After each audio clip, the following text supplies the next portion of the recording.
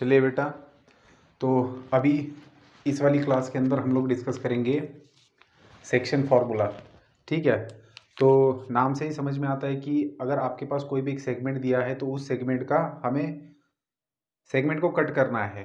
ठीक है, तो दो तरीके से उसके सेक्शन बनाए जाते हैं सेगमेंट्स के, एक इंटरनली और एक्सटर्नली। देखिए क्या होता है, ये कॉन्सेप्ट पूरी तरीके से समझ लेते हैं और इसके ऊपर डिपेंडेंट जो भी थियरम्स है उनके प्रूफ्स भी अच्छे से देखेंगे क्योंकि एग्जाम में पूछे जाते हैं। ठीक है, थ्योरम के प्रूफ बोर्ड एग्जाम के अंदर।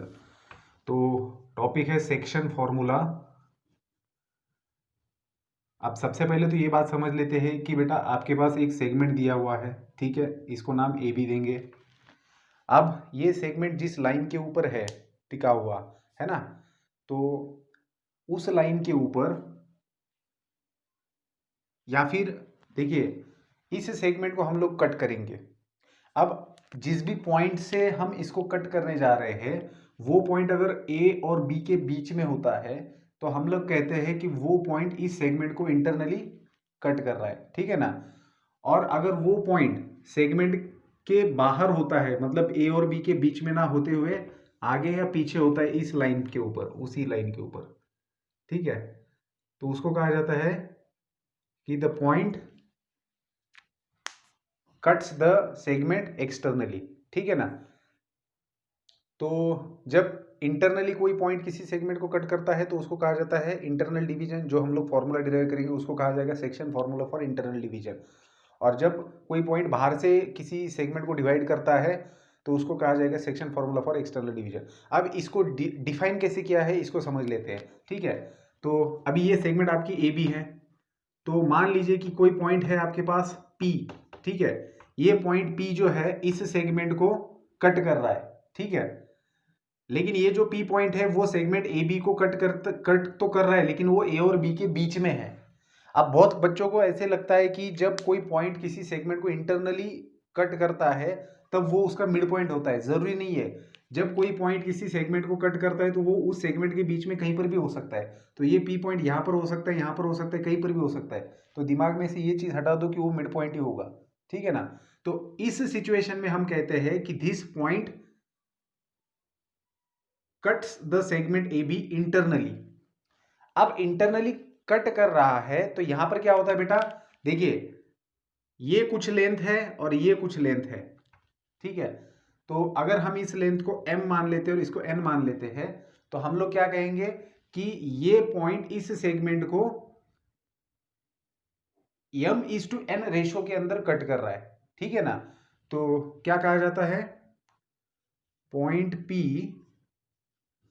Divides segment AB internally in the ratio m/n। अब इसको कैसे लिखा जाता है, या फिर आप देखो इसको बेसिकली कैसे कहा जाता है कि point P divide segment AB in the ratio AP/PB, और उसको m/n कहा गया है। मतलब ये जो m/n है तो बेसिकली ये AP/PB में इसको हम लोगों ने डिवाइड किया है। ठीक है, so point P divides segment AB internally in the ratio AP/PB। ठीक है, and that is nothing but m/n। सो हम लोग इसको ऐसे भी लिख सकते हैं, AP/PB में डिवाइड कर रहा है तो उसी को हमने m/n भी कहा हुआ है। ठीक है, तो ये इंटरनल डिवीजन हो गया। अब मान लीजिए कि कोई पॉइंट है हमारे पास Q जो सेगमेंट के बाहर है। ठीक है, तो इसको डिफाइन कैसे किया है कि कैसे कोई बाहर का पॉइंट, सेगमेंट के बाहर का पॉइंट उस सेगमेंट को कट करता है। अब ये देखने में बड़ी वाहियात चीज लगती है कि कोई पॉइंट किसी सेगमेंट को बाहर रहते हुए कट कर रहा है। ये कैसे पॉसिबल है, आपकी सेगमेंट है यहाँ पर और आपका ये जो पॉइंट है उसी सेगमेंट वो जो सेगमेंट जिस लाइन पर है उसी लाइन पर आपका एक पॉइंट है जो आप दावा करते हैं कि ये पॉइंट इस सेगमेंट को इंटरसेक्ट कर रहा है। इंटरसेक्ट कर रहा है मतलब उसको उसको सेक्शन बना रहा है उसके। अब ये कैसे कहा जाएगा, ठीक है ना, तो जब प्रैक्टिकली बात करते तो ये तो पॉसिबल नहीं लगता। लेकिन अगर हम डेफिनेशन की बात करें कि उन लोगों ने इसको कैसे डिफाइन किया है, देखो जिस तरीके से डिफाइन उन्होंने किया है हमें उस चीज को मानना है। उन्होंने एक्सटर्नल डिवीजन को डिफाइन किया है। इंटरनल डिवीजन तो क्लियरली हमारे समझ में आती है कि भैया कोई भी सेगमेंट दिया है उसके बीच में कोई भी एक पॉइंट ले लो तो वो पॉइंट ऑब्वियसली उस सेगमेंट को डिवाइड करेगा दो हिस्सों में, ठीक है, वो हिस्से बराबर हो, छोटे हो, बड़े हो, जो भी हो, तो हमें ये बात समझ में आती है, तो इसको हम इंटरनल डिवीजन कहते हैं। अब लेकिन अगर कोई पॉइंट है और वो पॉइंट किसी सेगमेंट को सेगमेंट के बाहर रहते हुए डिवाइड करेगा, ये बात समझ में नहीं आती, तो इसको उन्होंने डिफाइन कैसे किया है वो समझ लेते हैं। उनका ये कहना है कि किसी भी सेगमेंट को कोई पॉइंट जो कि कोलिनियर हो उन दो पॉइंट से, मतलब उसी लाइन में हो, तो बाहर का पॉइंट उस सेगमेंट को जब डिवाइड करता है तब उसको कहा जाता है एक्सटर्नल डिवीजन। मतलब वो पॉइंट उस सेगमेंट को एक्सटर्नली डिवाइड कर रहा है इन द रेशो। ये रेशो इंपॉर्टेंट होता है। जैसे यहां पर क्लियर कट रेशो समझ में आता है कि एपी इज टू पीबी, लेकिन जब कोई पॉइंट किसी सेगमेंट को बाहर से डिवाइड करता है तब रेशो कैसे लिया जाता है, तो देखिए एक पॉइंट है उसके एंड से उस पॉइंट तक लिया जाता है ए क्यू, ठीक है। जैसे यहां पर हम लोग कहेंगे कि point Q divides segment A B externally in the ratio AQ is to QB, ठीक है, समझ रहे हो बात को, AQ is to QB इस के तहत इसको डिवाइड किया जाता है। अब ये डेफिनेशन है, अब यहां पर दिमाग मत लगाना कि ऐसा ही क्यों। जब किसी चीज को डिफाइन किया जाता है तब हम लोग ये क्वेश्चन नहीं पूछ सकते कि ऐसा ही क्यों, क्योंकि वो डेफिनेशन है। जैसे हम लोग ये क्वेश्चन नहीं पूछ सकते कि इसको मार्कर ही क्यों क्यों कहा जाए, क्योंकि हम लोगों ने डिफाइन किया है कि भैया इस वाली चीज को हमें मार्कर कहना है, कुत्ते को कुत्ता कहना है, बिल्ली को बिल्ली कहना है, ये हम लोगों ने डिफाइन किया है। हम लोग इस पर सवाल नहीं उठा सकते कि इसको बिल्ली क्यों कहा जाए।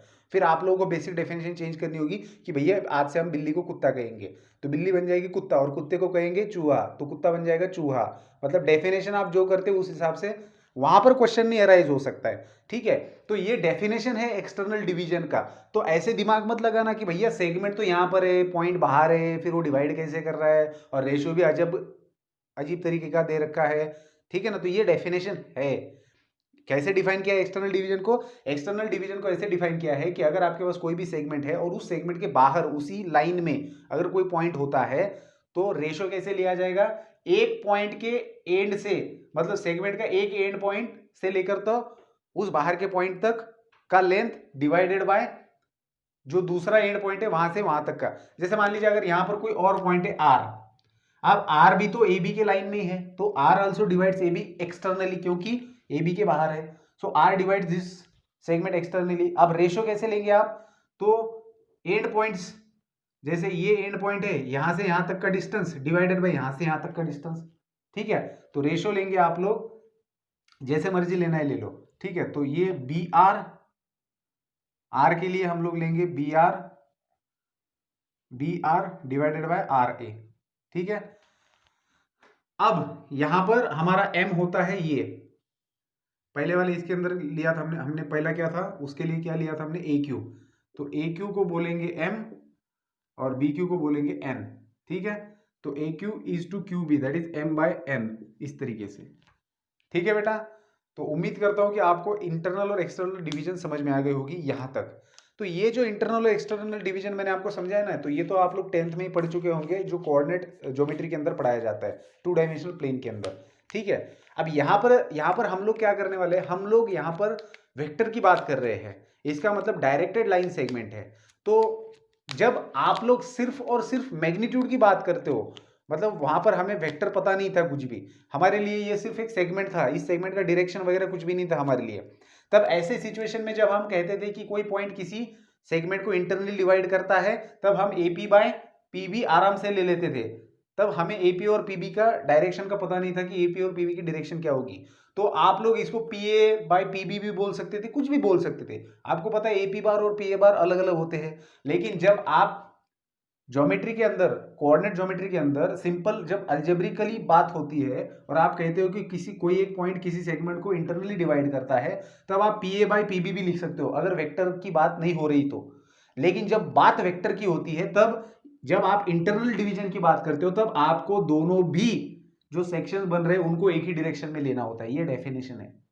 तो जब हम लोग यहां पर वेक्टर की बात कर रहे हैं तो आप लोग को ये बात समझनी है कि जब कोई पॉइंट इंटरनली डिवाइड करता है किसी सेगमेंट को तो आपको इसका डायरेक्शन एक ही वे में रखना है। तो यहां पर P डिवाइड कर रहा है AB को, तो आप लिखेंगे AP बार बाय PB बार। ठीक है, इस प्रकार से ये रेशो आएगा क्योंकि हम लोग वेक्टर को डील कर रहे हैं। अब एक्सटर्नल डिवीजन में क्या होता है, देखिए इसीलिए मैंने ए क्यू बाई क्यू भी लिखा है। देखो मैंने जब ये कहा कि ये पॉइंट ए बी को एक्सटर्नली डिवाइड कर रहा है, तब मैंने क्या किया, ए क्यू बाई बी क्यू भी लिख सकता था मैं। क्या दिक्कत है ए क्यू बाई बी क्यू में? तो कोऑर्डिनेट ज्योमेट्री में ये चलता है कि आप इस एंड पॉइंट से इस एंड पॉइंट तक divided by this end point से यहां तक, तो A Q by B Q coordinate geometry में जाएगा। लेकिन जब वेक्टर की बात कर रहे हो तब आपको ए क्यू जब आप लिख रहे हो ए क्यू बार, तब इसका डायरेक्शन ए से क्यू तक है, लेकिन इससे उल्टा डायरेक्शन आपको इसका लेना है। समझ में आया? जब आप एक्सटर्नल डिवाइड करते हो, जब भी आप एक्सटर्नल डिवाइड करेंगे, मैं दूसरी फिगर निकाल के भी आपको बता सकता हूं कि जैसे मान लीजिए कि आपके पास कोई एक CD सेगमेंट है और इसी सेगमेंट में मान लीजिए आपके पास ये पॉइंट है कोई E। ठीक है, अब हमारा ये कहना है कि E divides this segment CD externally in the ratio m:n। तो आप इसको कैसे लिखेंगे कैसे, अगर हम वेक्टर की बात कर रहे हैं, अगर ये पॉइंट एक्सटर्नली डिवाइड कर रहा है CD को, तो हमें इस पॉइंट से लेकर तो इस पॉइंट तक एक लेना है, तो हमने लिया DE बार। अब देखिए अगर आपने DE बार लिया है, मतलब आपने इस डायरेक्शन में लिया है, तो आपको इस पॉइंट से इस पॉइंट तक का लेते समय, सेक्शन लेते समय इसको उल्टा डायरेक्शन लेना है, तो आप लेंगे EC bar, DE bar divided by EC बार। समझे बात को? तो अगर आप मान लीजिए कि पहले CE बार ले लेते, ठीक है, अब बात करेंगे रेशो की, तो रेशो भी कैसे लिया जाता है, सबसे पहले बड़ा डिस्टेंस लिया जाता है। ठीक है, कभी भी आप देखना अगर एक्सटर्नल डिवीजन हो रही तो या तो इस साइड में पॉइंट होगा या फिर इस साइड में पॉइंट होगा, तो बड़ा डिस्टेंस न्यूमरेटर में होता है, छोटा डिस्टेंस डिनोमिनेटर में होता है। ठीक है, तो और डायरेक्शन भी समझ लेना, जब एक्सटर्नल डिवीजन होता है तब डायरेक्शन अपोजिट होता है। इसीलिए जब आगे जाके आपको समझ में आएगा कि